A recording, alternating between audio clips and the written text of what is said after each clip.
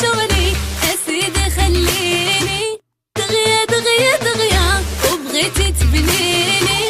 مرة تقولي نهواك مرة